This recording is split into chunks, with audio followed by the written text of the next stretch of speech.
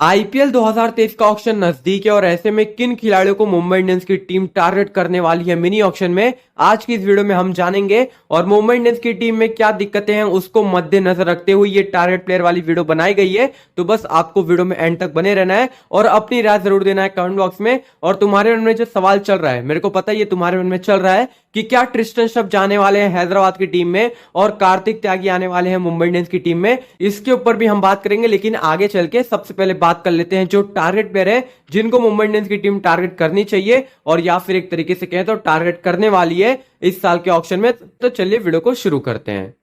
तो बात करते हैं सबसे पहले खिलाड़ी की, तो वो है सिकंदर रजा। अब देखो सिकंदर रजा को अचानक मैं यहां पर लिस्ट में क्यों लेके आ रहा हूं। अब देखो तुम में से बहुत सारे लोग ने मुझसे ये पूछा था कि क्या मुंबई इंडियंस की टीम सिकंदर रजा को टीम में लेके आ सकती है। तो थोड़ा जानकारी बटोरा, उसके बाद मुझे पता चला कि भाई सिकंदर रजा अगर मुंबई इंडियंस की टीम में आएंगे तो मुंबई इंडियंस की टीम में दो दिक्कतें भर जाएंगी। सबसे पहले तो तुमको पता ही है कि एक इंटरनेशनल क्वालिटी वाला स्पिनर चाहिए मुंबई इंडियंस को जो कुमार कार्तिकेय का साथ निभा सके, और यहां पर सिकंदर रजा काफी अच्छे स्पिनर हैं। और देखो T10 लीग में इन्होंने काफी मैचेस में 6 से कम की इकोनॉमी में बॉलिंग की है, तो यहां पर इससे पता चलता है कि ये काफी अच्छे स्पिनर है और एक तरीके से कहें तो विकेट टेकर है। मिडिल ओवर में आगे काफी अच्छी बॉलिंग करते हैं और विकेट भी लेके जाते हैं। तो कुमार कार्तिकेय या फिर अगर हम कहें तो आगे चल के बात करने वाला हूं एक और स्पिनर के बारे में, तो उनके साथ सिकंदर रजा काफी अच्छा कॉम्बिनेशन होगा। और यहां पर इनको लेने के बाद हमारी दो चीजें भर जाएंगी, एक स्पिनर की और जो दूसरी चीज है वो एक लोअर ऑर्डर में बैट्समैन की। अब यहां पर सिकंदर रजा जिम्बाब्वे की टीम में आमतौर पे नंबर 4 या नंबर 5 पे खेलते हैं। अब ये मुंबई इंडियंस की टीम में आएंगे तो शायद इनको नंबर 6 पर खेलना पड़े, और एक तरीके से कहें तो ये खेल भी लेंगे। और एक तरीके से मैं कहूं तो यहां पर टीम डेविड नंबर 7 पे शिफ्ट हो जाएंगे और नंबर 8 पे जोफ्रा आर्चर आएंगे। तो नंबर 8 तक हमारे पास काफी अच्छी बैटिंग हो गई है और एक स्पिनर की जो कमी है वो भी पूरी हो गई है। बस जो दिक्कत है वो एक इंडियन पेसर की है। अब इसी को मद्देनजर रखते हुए हम बात कर लेते हैं हमारे दूसरे टारगेट प्लेयर की, जो कि है इंडियन पेसर। अब यहां पर जो ऑप्शन है इसमें जो सबसे पहला और सबसे बेहतरीन नाम है जिसे हम जानते हैं और इनकी प्राइस थोड़ी ज्यादा जा सकती है, वो है शिवम मावी। अब देखो शिवम मावी का आईपीएल 2022 इतना अच्छा गुजरा नहीं, लेकिन आईपीएल 2022 में इनकी जो प्राइस थी वो थी 7.25 करोड़ रुपए, और इससे पता चलता है कि ये बॉलर काफी अच्छे थे। इसी वजह से इनकी जो प्राइस थी वो इतनी ज्यादा बढ़ी थी। लेकिन इस साल के ऑक्शन में इतनी प्राइस इनकी नहीं जाने वाली, ज्यादा से ज्यादा जाएगी तो 5 करोड़ रुपए, उससे ज्यादा नहीं जाने वाली। और यहां पर जो टीमें हैं जो इनको टारगेट कर सकती है उसमें मुझे लगता है कि गुजरात टाइटंस है, उसके बाद अगर हम कहें तो पंजाब किंग्स भी है, और एक तरीके से कहें तो यहां पर केकेआर भी इनको लेने के लिए कोशिश तो करेगी। तो यहां पर एक तरीके से कहूं तो देखो मेरे को जो लगता है यहां पर मुंबई इंडियंस को भी जाना चाहिए इनके पीछे, और अगर ये लेने में कामयाब हो जाते हैं शिवम मावी को तो यहां पर नंबर 10 की दिक्कत पूरी तरीके से भर जाएगी और मुंबई इंडियंस की जो प्लेइंग इलेवन ना वो काफी अच्छी बन जाएगी। तो यहां पर एक तरीके से कहें तो शिवम मावी मेरी सबसे पहली पसंद। लेकिन अगर वो लेने में नाकाम रहते हैं तो यहां पर वो जा सकते हैं संदीप शर्मा के पीछे। हालांकि ये थोड़ा कठिन निर्णय होगा मुंबई इंडियंस के लिए कि वो संदीप शर्मा के साथ जाए, लेकिन इनकी जो प्राइस होगी वो कम होगी और यहां पर ये पावर प्ले में या फिर कहें शुरुआती ओवर्स में काफी अच्छी बॉलिंग करके मुंबई इंडियंस को काफी अच्छी शुरुआत दे सकते हैं शुरुआती ओवर्स में। तो यहां पर मुंबई इंडियंस चाहे तो संदीप शर्मा को ले सकती है, अब वो मुंबई इंडियंस के ऊपर है। लेकिन अगर मुंबई इंडियंस इनके साथ भी नहीं जाना चाहती और थोड़े कम प्राइस में लेना चाहते किसी खिलाड़ी को, तो यहां पर चामा मिलिंडे, हम इनको जानते हैं ये आरसीबी की टीम में थे, लेकिन आरसीबी की टीम में इनको खेलने का मौका मिला नहीं। लेकिन इन्होंने विजय हजारे ट्रॉफी में काफी अच्छी बॉलिंग की है और काफी सारे विकेट भी लिए हैं। उसी के साथ एक और काफी अच्छे बॉलर है जो मुझे विजय हजारे ट्रॉफी में लगे, वो है विद्वत कावेरप्पा, और ये भी काफी अच्छे बॉलर और काफी ज्यादा विकेट इन्होंने लिए हैं। अब यहां पर मुंबई इंडियंस चाहे तो अरशद खान के साथ भी जा सकती है, लेकिन अगर हम इनके रिकॉर्ड्स को देखें तो इन्होंने सिर्फ 2 मैचेस खेले हैं आईपीएल में, नहीं लिस्ट ए में। तो यहां पर इससे पता चलता है कि इनके पास अनुभव नहीं है और यहां पर मुंबई इंडियंस शायद इनके साथ ना जाना चाहे नंबर 10 पे। अब खिला सकती है लेकिन मुझे लगता है कि नहीं जाएंगे। तो यहां पर एक इंडियन बॉलर तो चाहिए ही मुंबई इंडियंस को, वो चाहे देखो अब वापस से लेके आए जयदेव उनडकट को या फिर लेके आए बेसिल थम्पी को, जो कि होने वाला नहीं है। अब जयदेव उनडकट एक बार चांसेस भी आ जाएंगे लेकिन बेसिल थम्पी नहीं आने वाले। तो यहां पर ऑप्शंस बहुत सारे हैं। अब देखते हैं मुंबई इंडियंस किसकी तरफ रुख करती हैं, और एक तरीके से कहें तो देखो अब मुंबई इंडियंस को नंबर 10 के लिए एक इंडियन फास्ट बॉलर चाहिए ही चाहिए। अब देखना पड़ेगा किसके साथ जाएंगे। उसके बाद बात करते हैं लिस्ट में हमारे तीसरे खिलाड़ी की, तो वो है श्रेयस गोपाल। अब मुंबई इंडियंस को एक स्पिनर की आवश्यकता है और मुंबई इंडियंस श्रेयस गोपाल के पीछे जा सकती है, और श्रेयस गोपाल की जो प्राइस होगी वो होगी 2 से 3 करोड़ के अंदर। तो यहां पर मुंबई इंडियंस इनके पीछे जाने वाली है और हमारे जो एक और स्पिनर हो सकते हैं प्लेइंग इलेवन में या फिर स्क्वाड में, वो श्रेयस गोपाल हो सकते हैं। और यहां पर कुमार कार्तिकेय तो एक स्पिनर हमारे फिक्स ही हैं। तो यहाँ पर एक तरीके से कहें तो श्रेयस गोपाल भी मुंबई इंडियंस की टारगेट प्लेयर की लिस्ट में होंगे और मुझे लगता है कि इनको वो लेने वाले हैं। उसी के साथ बात करते हैं हम अपने चौथे खिलाड़ी की, तो वो है शाकिब अल हसन और उन्हीं के साथ मैं रखना चाहूंगा मोहम्मद नबी को और थोड़ा एक्सेप्शन में रख लेते हैं डी शनका को।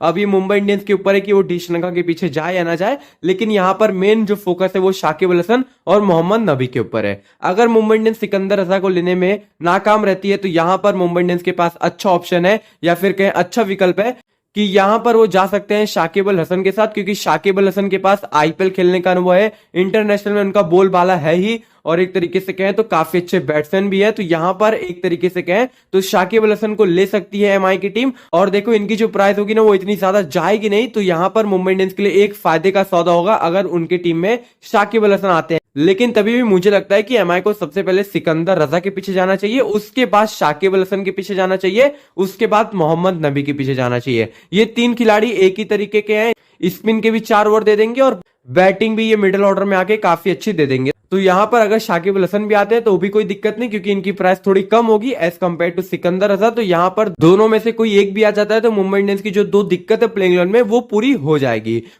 उसी के साथ बात करते हैं नंबर 7 पे। अब देखो हमने बात कर ली सिकंदर रजा आएंगे या फिर शाकिब अल हसन आ जाएंगे या फिर मोहम्मद नबी आ जाएंगे, लेकिन मुंबई इंडियंस फोकस करना चाहती है सिर्फ नंबर 7 के लिए और वो नंबर 7 के लिए किसी स्पेसिफिक खिलाड़ी को लेना चाहती है। तब फिर मुंबई इंडियंस के पास कितने विकल्प हैं? देखो यहां पर नंबर 7 के लिए कोई भी टीम अगर किसी खिलाड़ी को लेना चाहती है, उसके पास 20 या 25 करोड़ है, तो यहां पर वो लेना चाहेगी सैम करन को। लेकिन यहां पर मुंबई इंडियंस को बहुत सारे काम करने, लगभग 6 से 7 प्लेयर मुंबई इंडियंस को अपनी टीम में शामिल करने हैं। तो यहां पर मुंबई इंडियंस को सैम करन को लेने का आइडिया ड्रॉप करना पड़ेगा, क्योंकि उनकी जो मिनिमम प्राइस होगी ना वो भी 12 से 13 करोड़ चली जाएगी। तो यहां पर पूरा बैलेंस जो है मुंबई इंडियंस की टीम का वो बिगड़ जाएगा।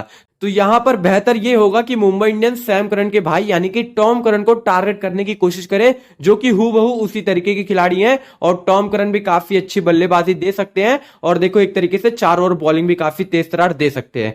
तो यहां पर अगर मुंबई इंडियंस चाहती है कि नंबर 7 के लिए एक स्पेसिफिक खिलाड़ी चाहिए तो यहां पर वो जा सकते हैं टॉम करन के साथ। वरना देखो बहुत सारी रिपोर्ट्स क्लेम भी कर रही है कि मुंबई इंडियंस जेसन होल्डर के साथ जा सकते हैं। मुझे इसमें कोई दिक्कत नहीं कि वो जेसन होल्डर के साथ जाए, क्योंकि हर एक खिलाड़ी अपने आप में काफी ज्यादा खास होता है और यहां तक अगर वो पहुंच रहा है तो मतलब वो काफी अच्छा खिलाड़ी होगा। तो यहां पर अगर वो जेसन होल्डर के साथ जाना चाहे तो जाए।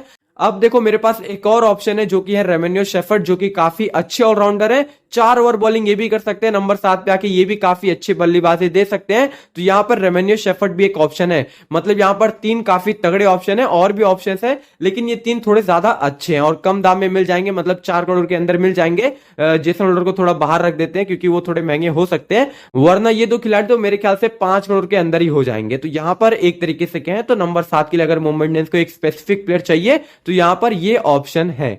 उसी के साथ तुम्हारे मन में चल रहा होगा कि क्या मुंबई इंडियंस किसी ओवरसीज बॉलर को टारगेट करने वाली है, तो एकदम सही हो तुम। और तुमको मैं बताता हूं कुछ ऑप्शन जो कि मुंबई इंडियंस टारगेट कर सकती है और काफी अच्छे हैं, और ये जोफ्रा आर्चर के बैकअप में हो सकते हैं और जेसन मेरेंडॉफ के ऊपर अभी हम बात करते हैं। लेकिन सबसे पहले कुछ ऐसे खिलाड़ी जिनको मुंबई इंडियंस ओवरसीज बॉलर की कैटेगरी में टारगेट कर सकती है, उसमें जो सबसे पहला नाम जो कि सस्ता और काफी तगड़ा है वो है जोशा लिटिल का। और एक तरीके से कहें तो उसके बाद अगर कोई नाम देना हो तो यहां पर रेसे टोपले हैं जो कि काफी अच्छे बॉलर हैं। उसके बाद दुश्मन चमीरा है, लेकिन हम दुश्मन चमीरा के साथ नहीं जाएंगे। उसके साथ ही क्रिस वोक्स भी काफी अच्छे ऑप्शन है, 2 करोड़ या फिर 2 करोड़ से ज्यादा के प्राइस में उनको मिल जाएंगे और ये थोड़ी बैटिंग के भी ऑप्शन देते हैं। उसके बाद नेथन कुंटनाइल है, केन रिचर्डसन है।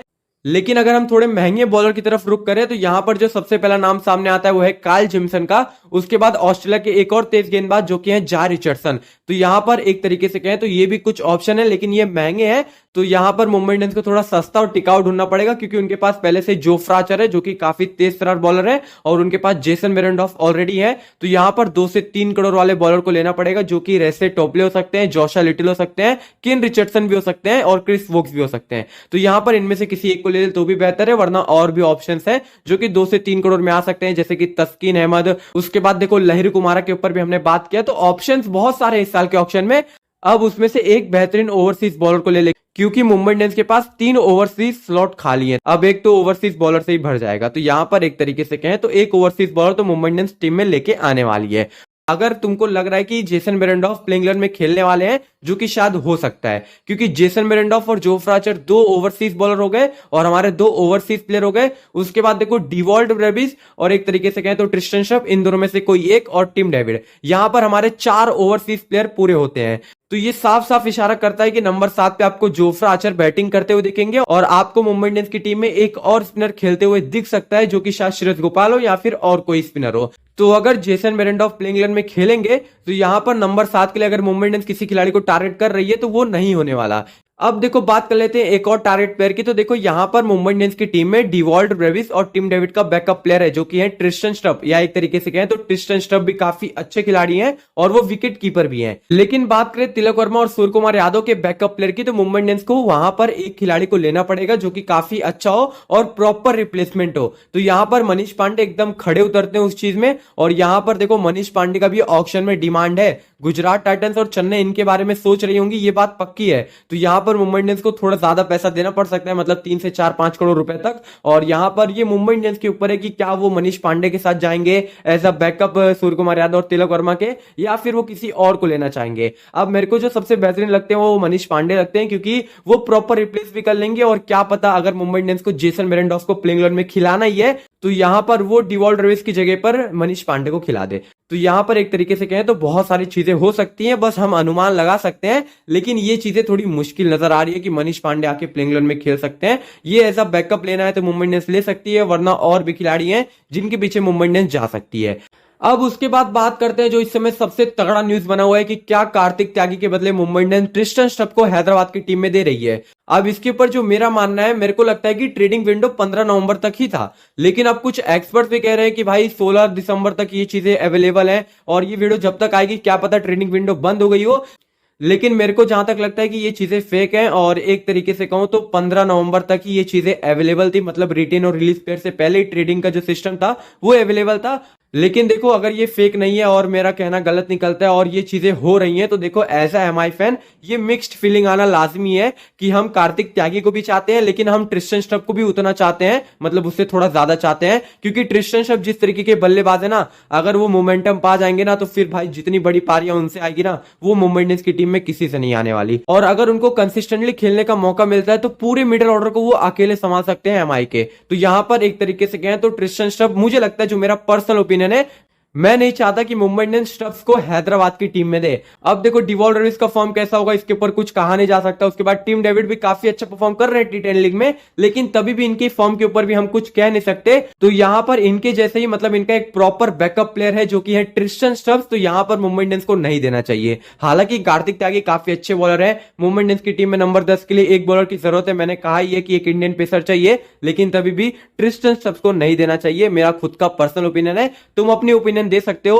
तो चलिए इस वीडियो को ये समाप्त करते हैं। और तुम्हारे मन में मेरे को लगता है जो डाउट चल रहे होंगे जेसन बेरेंडॉर्फ क्या प्लेइंग 11 में खेलेंगे, ये क्लियर हो चुका होगा। और ट्रिस्टन श्रफ और एक तरीके से कहें तो कार्तिक त्यागी वाला जो ट्रेड है जो तुम्हारे मन में चल रहा होगा, वो भी एक तरीके से क्लियर हो चुका होगा। लेकिन भाई मेरे को जो लगता है, मेरे को जहां तक पता है कि 15 नवंबर तक ट्रेडिंग विंडो बंद हो चुकी है। अगर मैं गलत निकलता तो भाई मुझे माफ कर देना, क्योंकि ये वीडियो 16 तारीख को शायद अपलोड होगी। तो एक तरीके से कहें तो इस वीडियो को ये समाप्त करते हैं। और तुम बताओ इनमें से कौन कौन सा खिलाड़ी तुमको एमआई की टीम में चाहिए।